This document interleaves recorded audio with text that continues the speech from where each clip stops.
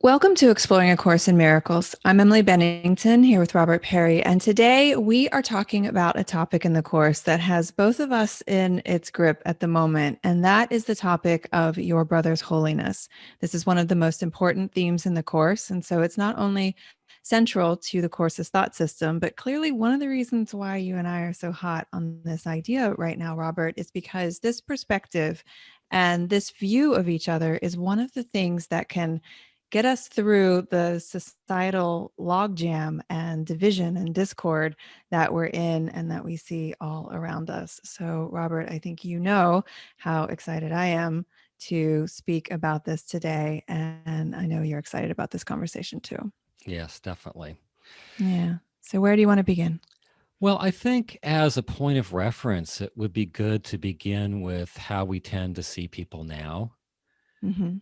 And there's several things the Course says about that. One is that we see them as sinful. We look at what their body does. We realize that so much of it is ego driven, is destructive, hurtful, and we think they're sinners. We judge them and decide they're worthy of something less than happiness. Another way the Course says that we see people now is we look at them as bodies, right? They're that lump of flesh, how it looks, and of course, what it does. So that seeing them as sinful is intimately connected to seeing them as bodies. I often talk about how we see people as bodies misbehaving, Mm-hmm. which captures both sides of that. Yeah. You always also say that we tend to see people as enemy, obstacle, food, or irrelevant. Yeah, right. Which is obviously a demeaning view of people, and it It's a says, primal animalistic view. yeah, it is. You're right. It says that you are important only insofar as you serve my needs. Mm-hmm. So Yeah. all of that, you know, seeing them as sinful, seeing them as bodies, seeing them as only a means to our end, all of that adds up to a demeaning view of others. And you could say it adds up to seeing them as unholy. If they're just bodies misbehaving, if they're just a means to our end, then they're unholy. And I imagine there's some people who are listening who are like, well, hold on. I love a lot of people in my life, and I don't just see them as bodies. But then when you go a level deeper, you do see the ways in which that the reason why we love people is connected to what their body does for us. And Right. so we love them because of the way that they treat us or the way they love us, but the way that they love us is typically coming through behaviors and expressions of the body. Well, of course it is. Yeah. I mean, how else do we know? It's the things they do, it's the things they say to us.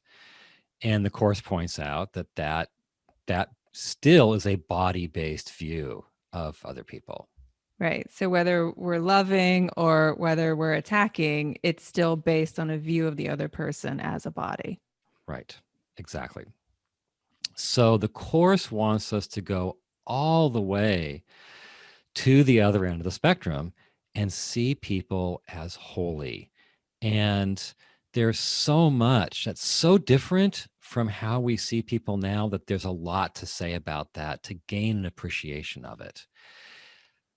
First of all, I think that it just bears noting that so much of the gains of civilization, the progress we've made as a species over the centuries and over the millennia, have been about granting a kind of inherent dignity and worth to each person, regardless of their station in society, regardless of what gender they are, what race they are, what class they are, Mm-hmm. etc. And of course, one of the great statements of that is in the US Declaration of Independence, where it says all men are created equal. And as you've pointed out, another one of the great statements of that is in the UN Declaration of Human Rights. I want to go ahead and read the very first line of that. It says, whereas recognition of the inherent dignity and of the equal and inalienable rights of all the members of the human family is the foundation of freedom, justice, and peace in the world. Now, I don't think a statement like that, as a United Nations declaration, could have been written too much earlier in human history. Obviously, there was no UN, but just that statement, as you know, we're saying everyone has dignity and equal rights. Yeah. Well, the UN was formed in the aftermath of World War II. And so, what a gross violation of human rights than the Holocaust, right? And Right. it just continues to span the course of human history from there, from backwards. I mean, from Yeah. slavery to, I mean, misogyny, women having no right to vote, taking over indigenous people's land. I mean, it goes on and on and on about the ways in which we have violated each other's dignity and worth. Yeah, absolutely. And I think I personally believe that the key hallmark of human progress is our slow climb out of that. Yeah, and as you've pointed out, our slow climb out of that has been really nothing more than a slow realization of the equality of everyone. Yeah. Everyone has equal value. Everyone has equal dignity. Everyone has the same rights. Hmm. Yeah. And we've held that as an ideal in the West. We haven't quite lived up to it, but it remains the North Star to a large degree. But Yeah. yeah, I mean, it's been a slow march towards progress for sure. It's been slow, but it's been rooted in that idea that we're all created equal. Yeah, absolutely. And as important and vital as all of that is, where the Course wants to take us in how we see other people is so far beyond that. Yes, it wants us to grant them dignity, a sense of worth, realize that they have the same right that we do, the same rights. But it wants us to go further in seeing each person as holy. And I Which think is that is, way beyond worth and dignity. it's It's way beyond, and it includes those, right? mhm. But it includes them in a picture that just goes way further. And so I think that it's so different. And the idea of the holy is so kind of out of popularity that it's going to take us talking about it for a while to gain appreciation. Do you think it's out of popularity because of its Christian connotations? I think yeah. I mean, it's very religious. It's not just Christian, but it is very religious. Hmm. I think we're okay with the idea of the sacred, right? We talk about the sacred, but the sacred and the holy, in my view, are very different concepts. Okay, so when the Course talks about holiness and seeing each other as holy, what does it mean by that? Well, I think what it means is very much it takes off from the dictionary definition, right? Holiness, if you look it up, it has to do with being perfect in goodness and righteousness, with being saintly, with having a spiritually pure quality. Those are all really extreme ideas. Perfect in goodness and righteousness, saintly, Hmm. spiritually pure. Completely So innocent.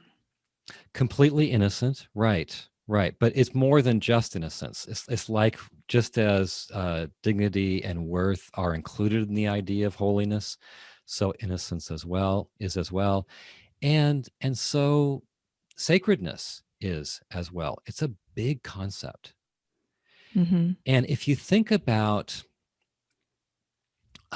some of the things that historically we have associated with the holy, like I think about the burning bush in the Moses story. right? Moses approaches this bush that is burning and is not consumed. And the voice of God speaks out of it and says, take off your sandals, for the place where you are standing is holy ground. And I also think about in the temple in Jerusalem in ancient times, there was the chamber known as the Holy of Holies.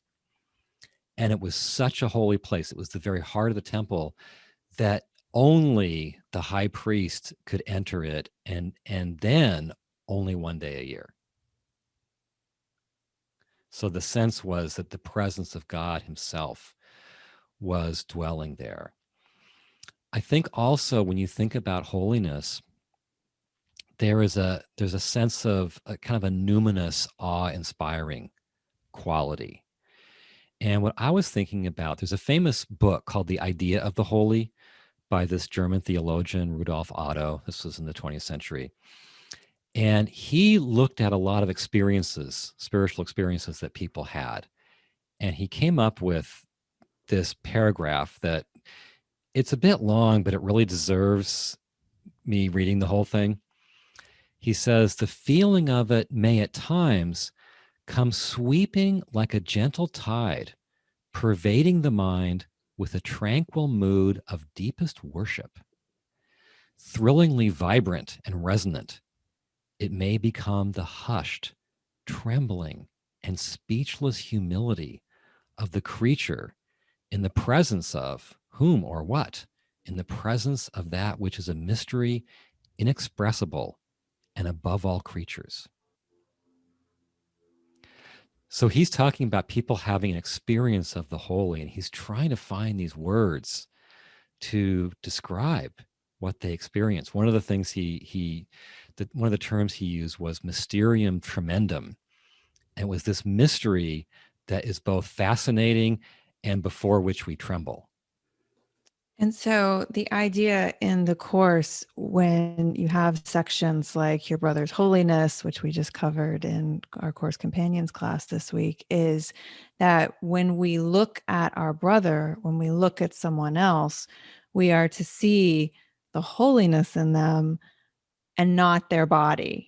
And so it's almost like the course is asking us to approach them the way Moses approached the burning bush, where we have to take our Right. sandals off because our brother is so holy. And wow, that is just completely antithesis to the way we tend to view one another. We tend to see all of the sins of the quote unquote sins of the person versus their holiness. So how do we get there? Well, before we talk about how we get there, I want to talk about just sit with some of the things you just said. Hmm. Right. So that sense of this, numinous, awe-inspiring presence that Moses had in the presence of the burning bush, that made it natural for him to think I should take off my sandals. Um, that's what we're supposed to have. We're supposed to have that sense in relation to our brother. Or I often think about, I've read a number of stories about children in different parts of the world who have visions of Mother Mary, right? And those are famous stories, like at Lourdes in France and so on.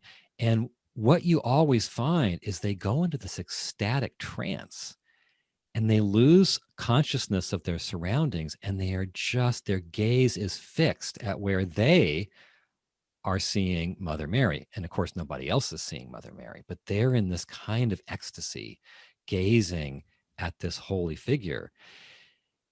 And the Course talks like that in relation to how we see our brother. And it uses the term holy ground as well, Mm-hmm. going back to the burning bush. And so, for instance, there are places in the Course where he talks as if standing before our brother's holiness is a kind of enraptured, ecstatic sort of experience.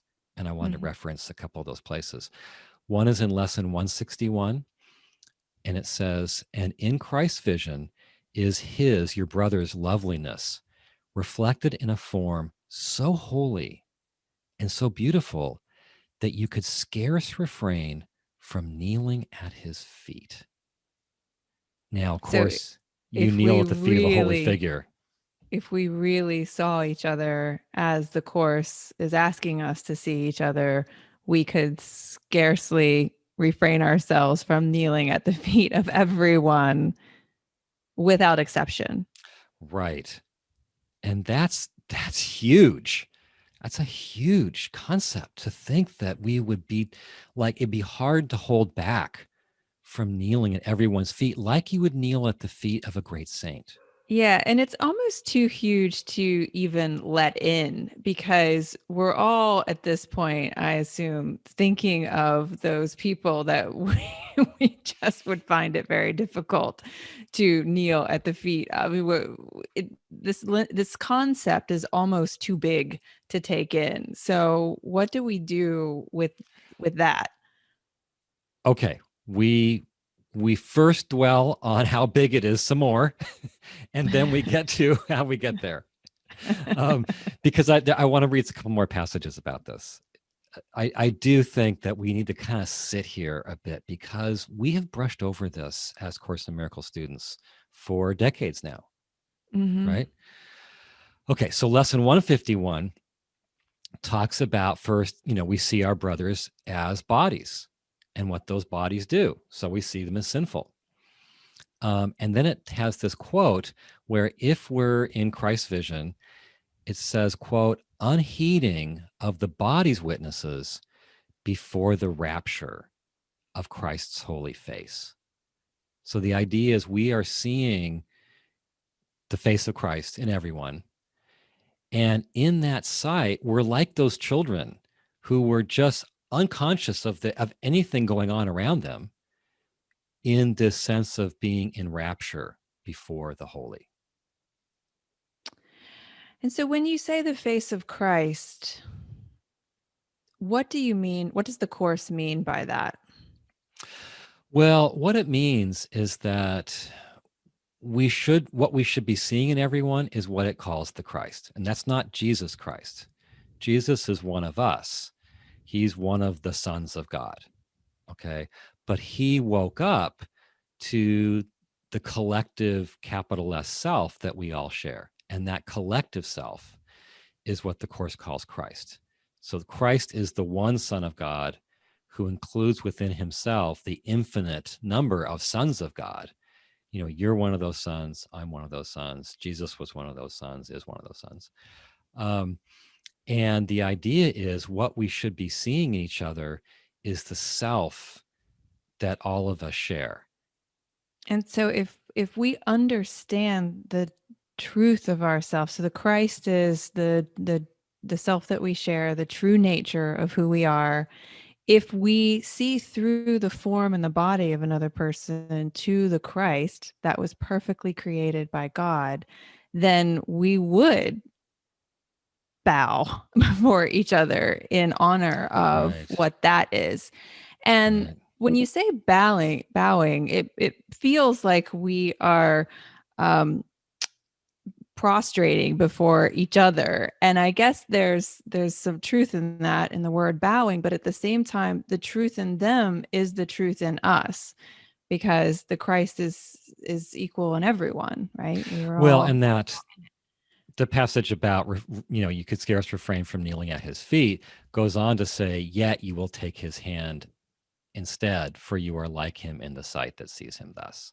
So it's not saying you should kneel at his feet. It's saying you'd be tempted You to, would if you knew that yeah. yeah, something in you would naturally have that reflex, but instead of kneeling at his feet, you should take his hand because Yeah. you're his equal in this holiness. So, just to be clear on the theology of all of this, God created Christ. That is the self that we all share. Right. We created these bodies, Or and made that's them. we made these bodies.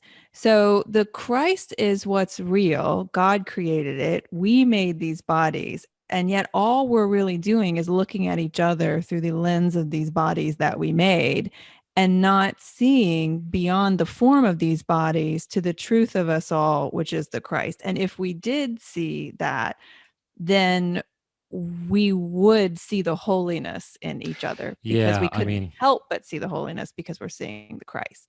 right. If you think of, I mean, everyone knows whatever your understanding of Christ is a holy being. There's a great line in that same lesson 161 where you've gone through the exercise. You've opened the eyes of Christ in you, and now you see your brother as he really is. And it says, "Behold him now, whom you have seen as merely flesh and blood, and recognize that Christ has come to you." And if you had that experience, how could you not see him as holy? Right. Yeah. You you would be seeing the nothing but the light in someone, and all that we tend to see in each other, as we were saying at the beginning of this episode, all we tend to see in each other is the things that they've done wrong, the things that they've done to us, the mistakes that they've made, the way that they've loved us, the way that they haven't. And yet the course is asking us to look beyond that to the true and ultimate holiness in everyone. Yeah. And I think that we are more comfortable with the idea of we're meant to see the light in others than we are with the idea of really thinking, I'm meant to see the holy in others. And I think it's just because our society as a whole has kind of shied away from that term. It's so religious, right? Mm-hmm. I mean, you can regard something as sacred because anything you hold as sacred is kind of by virtue of that sacred, right? Mm-hmm. If a empty Coke can is sacred to you, then it's sacred.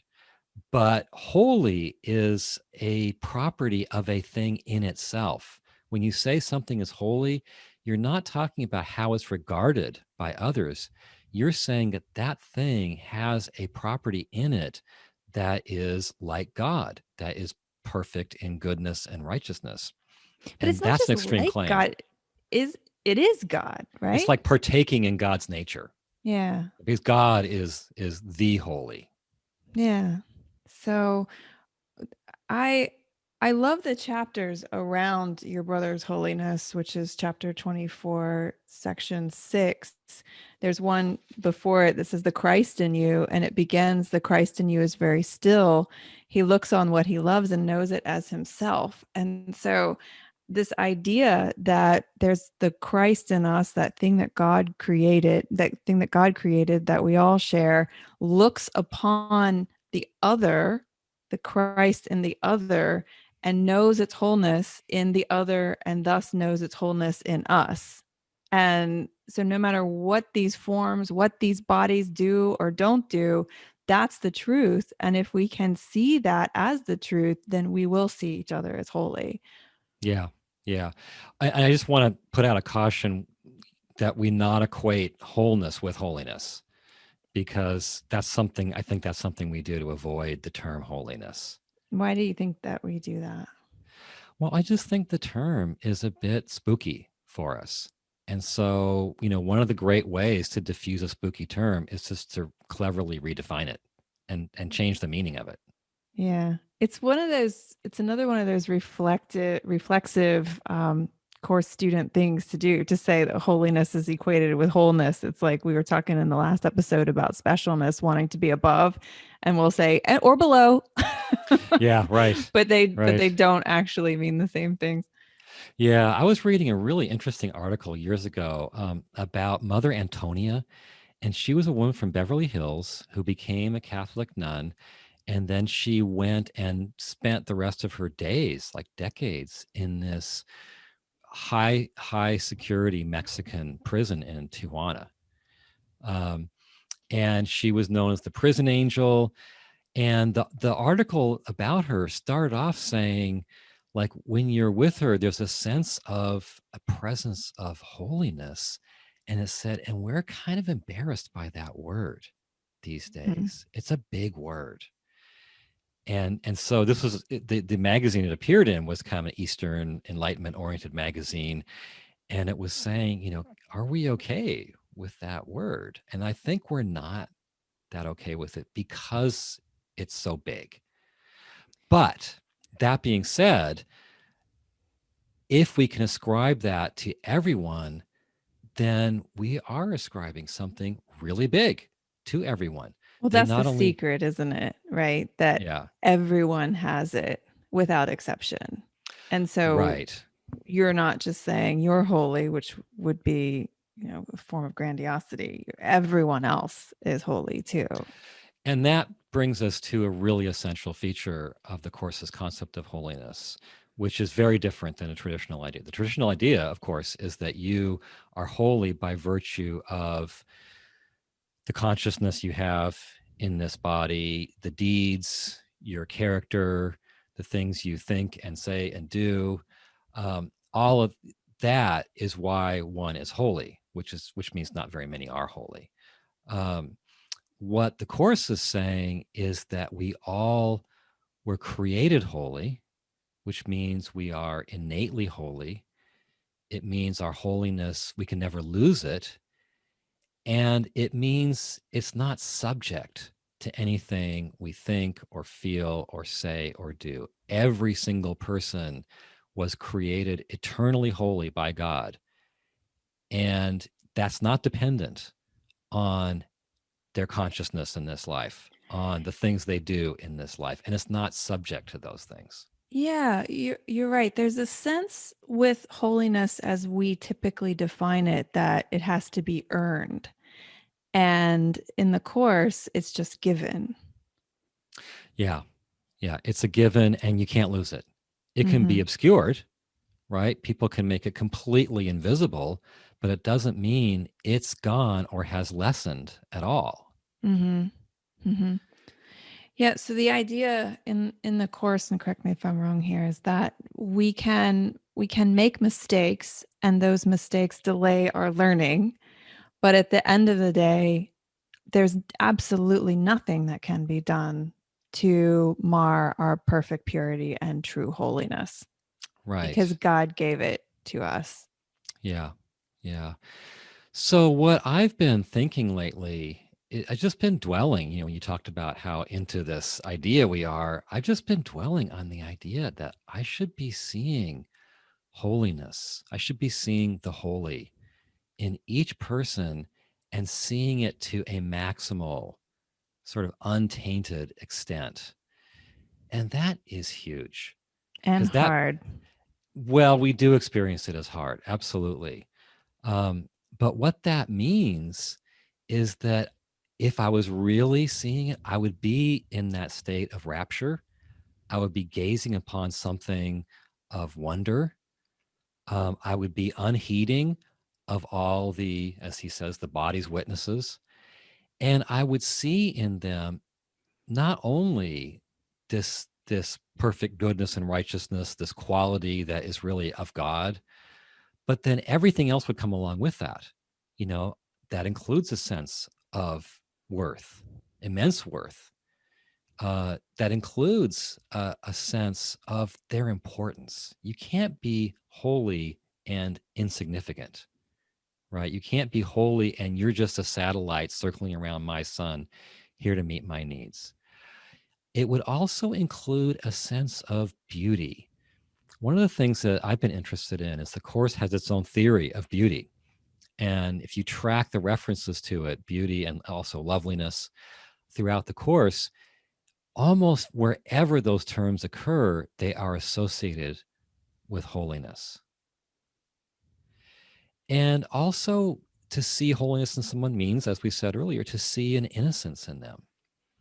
And so, if we see that one quality, then every other desirable quality really gets scooped up in that one quality and taken to an extreme. So, Robert, what are we to do with this teaching in the lowercase, our real world that we live in, where people do horrible, tragic things to one another? Are we just to let it go because they're holy? How are we to navigate these seemingly divergent positions between viewing the holiness in all and also making our way in the world? Yeah, well, we do have to, I think, kind of live on two different levels. On one level, we have to be very cognizant of where people are, what exactly they are displaying, how to respond to them, what's appropriate behavior in relation to them, how can we meet their needs. At the same time, the Course wants us to be practicing this idea that everyone is holy to a maximal level, regardless of anything going on with their consciousness, their body, their behavior, etc. Mhm. And I think we just have to live on those two different levels. Yeah, one of the questions that we got from someone in the class that we just hosted on this topic was, well, if everyone's holy, how am I supposed to pick a spouse? Right. Right? And so what do you say to that? Well, I think it's the same. It's basically the same answer. We should be letting the Holy Spirit guide our choices on that level. We should be, there's that line in chapter 1 of the CE where he talks about letting God arrange temporary human constellations as he sees fit. So we should think of our lives, our romantic lives, and our marriages as being letting God arrange temporary human constellations as he sees fit. And at the same time, be telling ourselves everyone's holy. Yeah. My partner, that stranger, the person I think of as my enemy, etc. You and I keep talking offline about how the course is asking from its students to have a level of maturity where you can hold these two seemingly paradoxical ideas at once. Everyone is holy, and we have an individualized identity here that needs to get its own needs met, right? Like we need to live in this world while also viewing everything as holy. And we talked about that in the last podcast in relation to specialness, where we were talking about hierarchy. And yes, just because everyone is on the same plane, just because we're supposed to look at everyone as being of equal worthiness and holiness, now we're adding holiness to the equation, it doesn't mean that those hierarchies shouldn't exist. You mentioned we were talking about a business, and those who are in a leadership position in that business understand their position of influence while also looking at everyone that works for the organization as equal, and Hopefully. to be a servant in that role, and a servant in the true sense, like loving everyone equally so that the parts function for the healthy operation of the whole. And in this, I keep, for whatever reason, like a prison keeps coming into my mind, where we tend to want to view prisoners, for example, as these outcasts, and we judge them and we lock them up. And I'm wondering if the same I know the answer to this. It does. The same idea does apply, that we can actually have a better shot at healing people in all forms of ways in which we divide. Prison's just the one that's up for me right now, by viewing them as holy too. Like Oh, of imagine course. imagine if we took something like the prison system and said to everyone who was there, you are not only equal, but you are holy with everyone. And yes, you have done something wrong, but you can be rehabilitated for your behaviors, but you can never be rehabilitated in who you are, because that has never changed. Now, from there, let's go from, Yeah. to the next. What kind of a different world would we have if we took that approach to business and school and prisons? And the list goes on Oh, it and would on. change everything. I think prisons is a great example because holiness is the opposite of sinfulness. And prisoners are the people we, I think, most associate with sinfulness, Mhm. right? They have done terrible things, and that's why they're in prison. And yeah, Presumably, a lot of people are in prison, as we because keep they, right? discussing, because they just are the product of a um, penal system. Yeah. Yeah, there's that. but we associate being a prisoner with being a sinner, even if we don't use that term. And to see them as holy is the complete reversal. I just think that this is the complete reversal of the whole way we see people. And yes, it would heal individuals and it would heal the world. I want to get back to just for me, what I've been sitting with is the bigness of it. And I have a few more points regarding the bigness of it. Okay. First of all, from the Course's standpoint, if we see people as holy, then what happens is we kind of unlock that holy part of them. And what does holiness do? It blesses. And so the Course talks about seeing our brother as our savior. And we've had a discussion about that for the podcasts. Uh, the notion being that even if they aren't in touch with that quality in them, if we see the holy in them, then it can kind of step forward and bless us, which is what holy people do. So we can receive their blessing. And that's the whole concept behind lesson 161, which I've been quoting. Give me your blessing, Holy Son of God. The idea is if I look past my brother's body and see the Son of God in him, then I will see a holy being who is blessing me.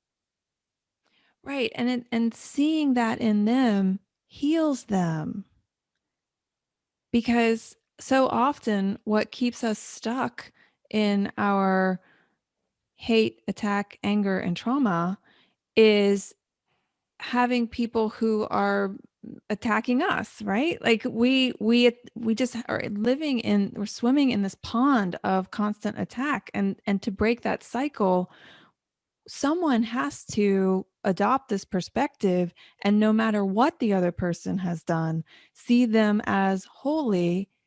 And could that heal them? Well, it does, and I think we just first need the concept. We just need to like acknowledge the concept because we have been avoiding this concept for Mm-hmm. the entire published history of the Course in Miracles.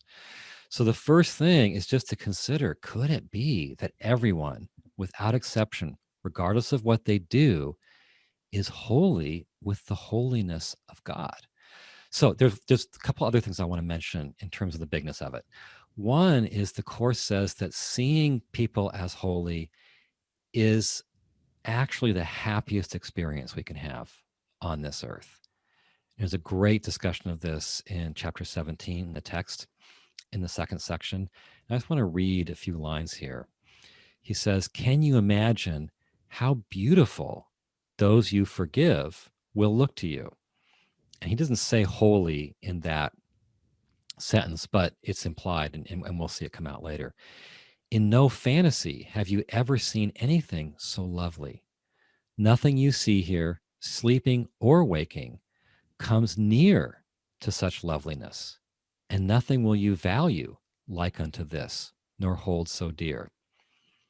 Then he says in a little bit, for you will see the Son of God. And there's what you've been trying to draw out. You'll see the Christ.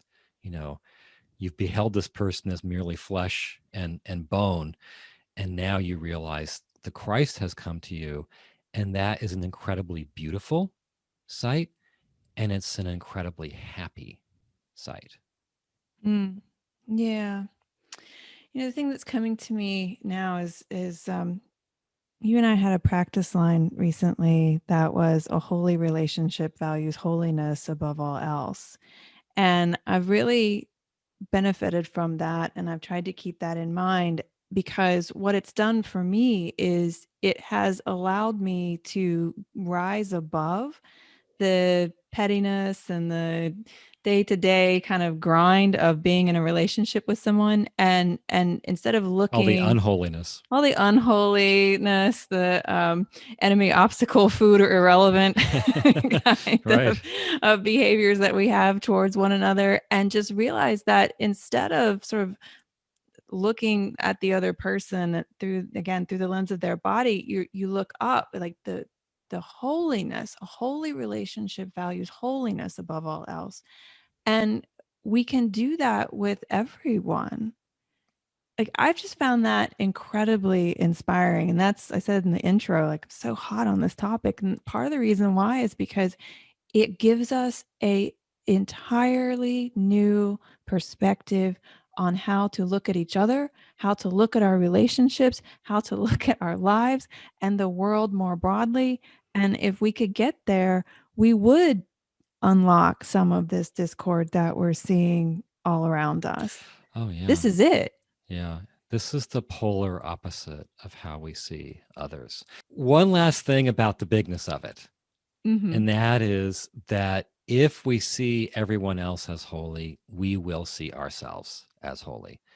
And this is based on a course principle that it brings up many times, which I think is a very sound psychological principle. And that is that we recognize somewhere inside that we aren't fundamentally different. So, whatever I decide you are, that automatically decides for me who I am. If I decide you're a sinner, something in me says, well, how different can I really be? So, I'm probably a sinner too.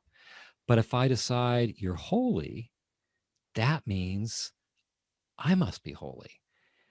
And then all the things that come along with that must be true. I must have dignity. I must have worth. I must be beautiful in the true sense of, an inner beauty. I must be innocent. I must be important. And from the course's standpoint, that idea that I'm holy, it may sound grandiose, it may sound kind of, weird and jarring, but that idea, the course says, meets our deepest need because it says the core of our pain is our belief that we're guilty, that we don't know it, but way, way deep down, there's this belief that we're saturated with sinfulness and guilt.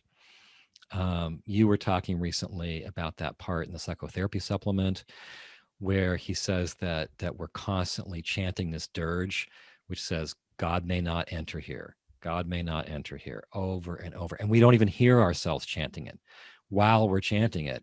Well, God may not enter here. What does that mean? It means God is holy and look at us. How could he enter here? I'm so unholy.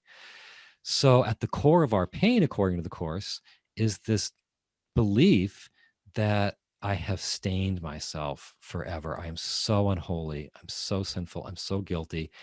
And so, if I can accept that you're holy and that stranger is holy and that family member is holy and that person voting for the other side is holy and that prisoner is holy, then after enough of those, I'll start to think, well, how can I be any different, really? Logically speaking, how can I? I must be holy. And then that heals me at the deepest of levels. You're right. That view that we hold of ourselves as unholy, of course, it spills out into how we view other people. And then our judgments and our attack of them only reinforce that view of unholiness in us.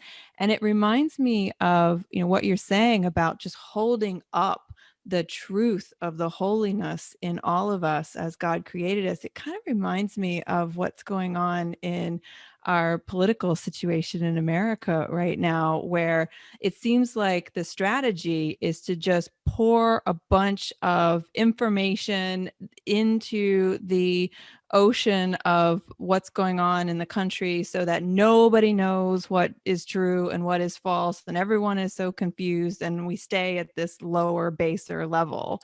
And that seems to be what's going on with us. If we look at ourselves as unholy and everyone else is unholy, like something needs to come in and say, no, this is the truth. And you rise to that truth. And we do that together. And as I was saying before, someone steps in and breaks the cycle and says, no, this is what's true. You are holy. Yeah. And we can all kind of lift together. And that's what's needed right now. Yeah. Well, I think that what I hope from this podcast is people can get a sense, first of all, of what it means to see someone as holy. It doesn't mean to see them as whole, it doesn't mean to see them as sacred. Holy is a concept we all understand. We just have issues with it, right? Mm-hmm. Secondly, how big it is to see everyone as unconditionally holy. And then third, the benefits that flow to us. We will see a savior in them blessing us, whatever they're doing on the conscious level. We will see a beauty that will be a happier experience than anything else on this earth can give us. And we will then come to see ourselves as holy, which is practically the last thing we're going to do. Yeah. And imagine if we really took this seriously and we looked at our spouse, for example, and said, I want to value the holiness in you above all else. And what that means is above my own needs, above my own wishes and desires. But what would it be like to have relationships where the holiness is the ground for them versus just what either one of us wants on any given day? Yeah. It would be very, very different, wouldn't it? Yeah, it would. Well, I guess that's to be continued. Do you have anything else you want to say on this topic before we close? I don't know if I do. I keep thinking about like standing before somebody else. I mean a line I've been repeating to myself today is Christ stands before me basically every time I'm standing, somebody else is standing before me. So I keep thinking about, can we stand before our brother as one would stand before the burning bush or before the Holy of Holies or before a vision of Mother Mary or Mhm. before the Christ? Can we actually stand before our brother in that way?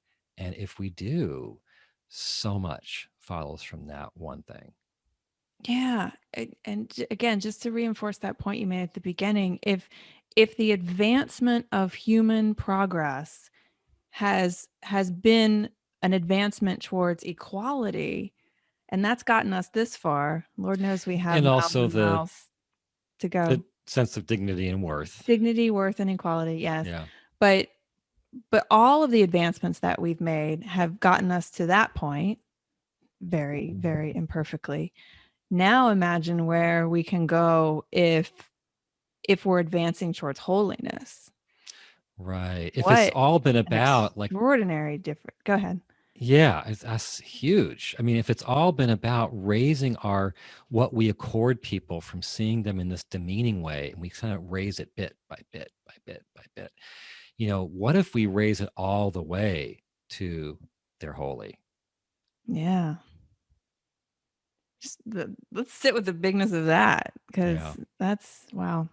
Okay. Well, thank you, Robert, as always. Yeah, this And is good. yeah, I'll see you next time.